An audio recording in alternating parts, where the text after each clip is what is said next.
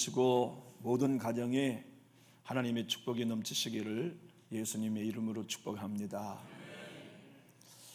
우리는 하나님의 은혜로 살고 있음을 다 알고 있지만 은혜가 얼마나 놀랍고 전능한 것에 대하여서는 잘 기억하지 못할 때가 많습니다. 성경은 이 세상은 두 가지의 법이 통치하고 있다고 가르칩니다. 죄의 법과 하나는 은혜의 법이죠. 죄의 법이 통치하는 걸 청교도들은 죄의 지배라고 말했고 은혜의 통치를 은혜의 지배라 설명했어요. 죄가 지배하고 죄가 통치하는 결과는 사망을 낳지만 은혜의 법이 은혜로 통치하면 예수 그리스도로 말미암아 영생에 이르게 한다고 하는 것이 오늘 본문의 주요 골자이기도 합니다. 여러분, 성경이 말하는 인생이란 태어나는 순간부터 아담 안에 속했고 아담의 한 범죄로 말미암아 모든 사람이 죽은 것을 선언하고 있음은 예수 밖에 있는 인생, 예수님을 알지 못한 인생은 그 영혼이 죽어 있음을 선언하고 있어요. 병든 이를 치료하는 것도 쉽진 않지만 죽은 자를 살리는 건 신적 영역이에요. 저의 중학교 동창 카톡이 있어요. 어젯밤에 카톡이 하나 올라왔는데 무한 국제공항 비행기 사태에 제 친구 일가족이 한꺼번에 희생당한 비보를 듣게 되었어요. 참 가슴이 많이 아팠습니다. 그 친구와 함께 멱도 많이 감고 축구도 했던 참 깨복쟁이 친구였는데 온 가족이 함께 운명을 달리했다는 소식은 참 한 해를 마감하는 저에게 애석한 비보가 아닐 수 없었습니다. 어느 누가 죽은 생명을 살릴 수 있습니까?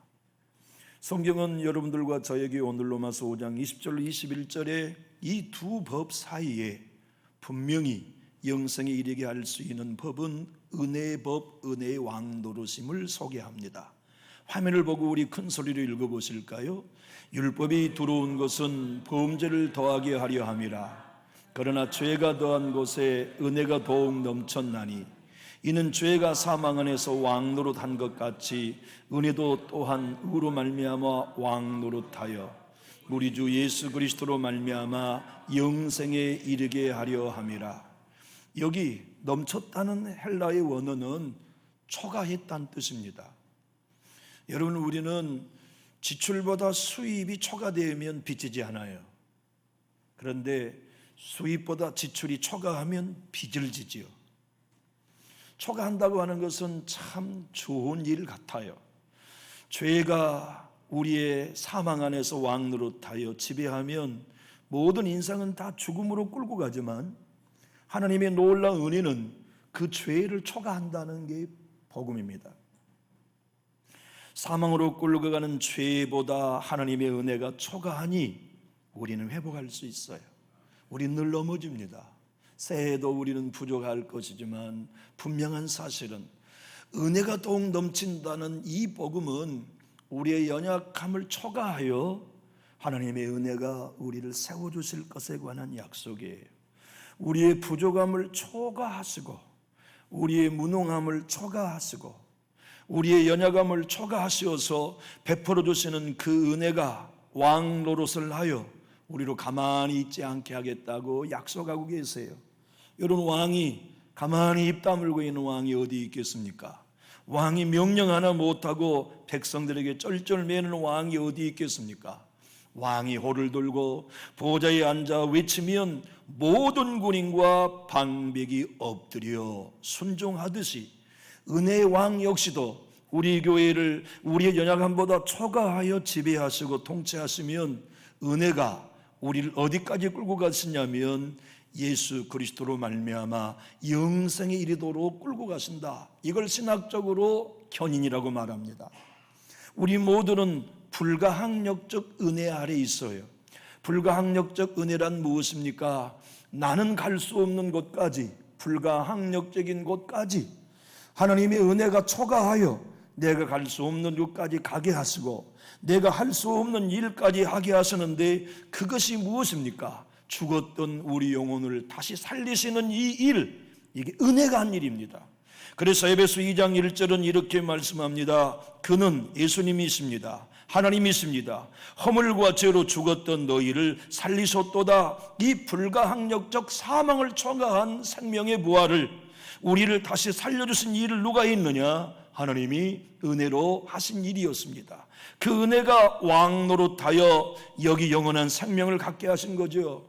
우리의 생각은 예수 그리스도로 말미암아 성령을 따르지 아니하면 절대 영의 생각을 할 수 없어요. 영의 생각은 하나님의 앞에서 오늘 말씀한 에베소서처럼 영혼이 살아있는 사람만 영적 생각을 할 수 있습니다. 로마서 8장 4절로 8절은 이렇게 기록하고 있습니다.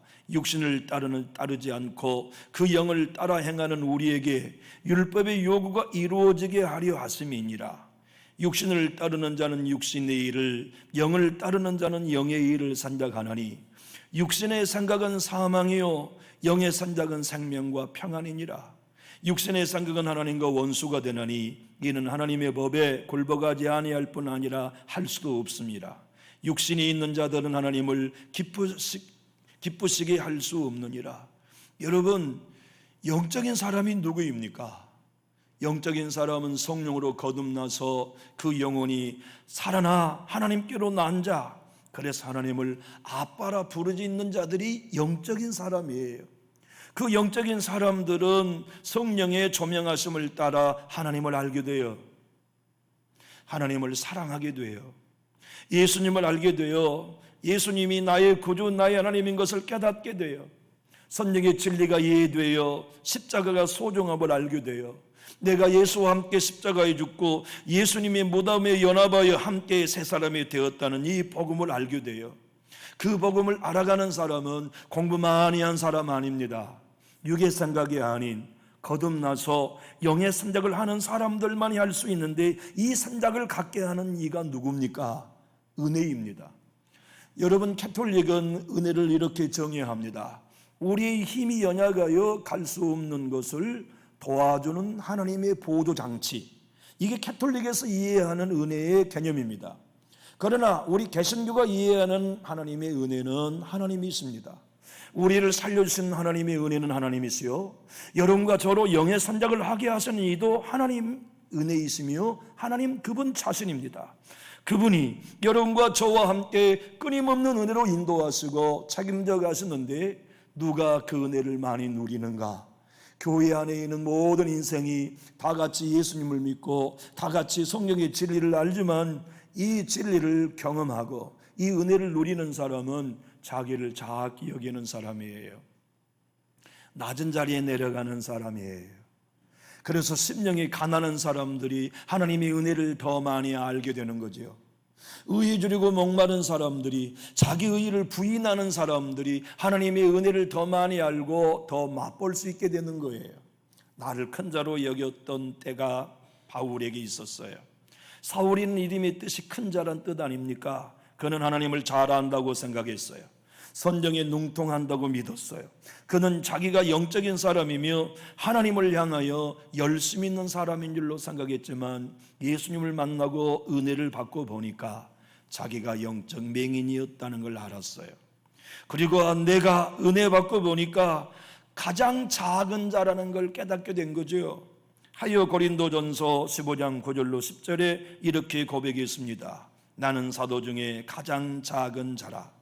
나는 하나님의 교회를 박해하였으므로 사도라 칭함받기를 감당하지 못할 자니라. 그러나 내가 나된 것은 하나님의 은혜로 된 것이니 내게 주신 그의 은혜가 헛되지 아니하여 내가 모든 사도보다 더 많이 수고하였으나 내가 한 것이 아니요 오직 나와 함께 하신 하나님의 은혜로라.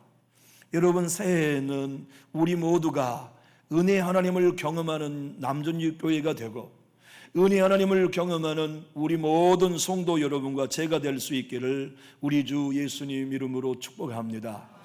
그 은혜를 많이 경험하는 목사가 되려면 제가 낮아져야 해요. 제 심령이 가난해져야 해요.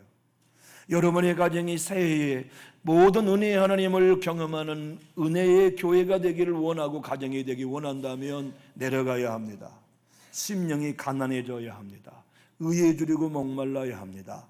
자랑할 것이 아무것도 없이 내가 의지하는 것은 하나님의 의, 예수님의 피밖에 없음을 믿어야 하는 것, 그것이 자기 부인이지요. 오늘 본문 5장 21절은 바울이 이렇게 강조했습니다. 이는 죄가 사망 안에서 왕노릇한 것 같이 똑같은 방식입니다. 죄는 사망이라는 두려움을 통하여 인생을 통치하는 왕입니다. 그런데 은혜도 같은 방식이지만 우로 말미암아 왕노릇되어 우리 주 예수 그리스도로 말미암아 사망 안에서가 아닌 영생에 이르게 하신 것이 뭐냐면 하나님이신 은혜가 하시는 일이에요. 그 은혜는 결단코 우리를 있는 자리에 그대로 내버려 두지 않습니다. 얻고 가십니다. 어깨에 메십니다. 치료하십니다. 회복시키십니다. 그래서 그 은혜가 저와 여러분을 어디까지 데리고 가냐면 영생에 이르도록 인도하시는 거지요. 그래서 은혜는 매갈이 없는 하나님의 영향력이 아니라 전능하신 하나님 자신이요, 하나님이 모든 것이 가능한 엘샤다이 하나님이셨다면 하나님의 은혜도 모든 걸 가능하신 엘샤다이이십니다. 우리 남전육교회가 모든 은혜의 하나님을 믿을 때 우리의 모든 가정을 다 전능하신 하나님이 살리시고 우리 자손들도 일으키시고 우리 교회도 살려내셔서 하나님께서 정말 은혜를 경험하는 교회로 우리 남전육교회를 세워가실 터인데, 여러분도 그 은혜 안에서 일어서시고 모든 가정도 이 은혜 안에서 은혜 하나님을 경험하는 새해가 될 수 있기를 주 예수님 이름으로 축복합니다. 기도하겠습니다. 살아계신 하나님 아버지, 오늘 송구 영신 예배로 하나님 앞에 예배하며 새해를 맞이할 수 있게 해주신 것을 감사합니다. 살아계신 하나님, 새해에도 우리는 주님 뜻대로 살겠다고 결단하지만 그 결단이 열매로 맺게 하기 위해서는 주님의 은혜가 필요합니다. 좋으신 하나님 아버지, 우리는 모든 은혜의 하나님을 은혜로 경험하는 2025년으로 정했습니다. 각 가정마다 살리신 은혜를 경험하게 주옵소서. 회복시키신 은혜를 맛보게 하시고 열심 있는 믿음으로 세우시는 하나님의 은혜를 경험하게 하시며 모든 자녀들이 주의 전에 나와 하나님께 경배하며 다시 거듭나는 은혜를 맛보는 해로 축복하여 주옵소서. 경제적으로 어렵지만 기업들이 회복되며 가정의 물질이 회복되는 한 해가 되게 하시고 건강이 회복되며 질병이 치료되고 어둠의 영이 떠나가고 모든 성도의 중간에 막힌 담이 흘려 하나 되는 영적 회복을 경험하는 은혜로 축복하여 주옵소서. 하나님이 앞장서시옵소서. 만왕의 왕이신 하나님이 은혜의 하나님이 되어주시고 또한 우리의 모든 것을 가능하게 하시는 여호와 샬롬 하나님이 은혜의 하나님이 되어주시어서 새해에는 하나님이 앞장서시며 일하시는 은혜의 밭, 은혜의 기경, 은혜의 추수꾼이 되도록 우리 모두를 축복하여 주옵소서. 예수님 이름으로 감사하며 기도하옵나이다. 아멘.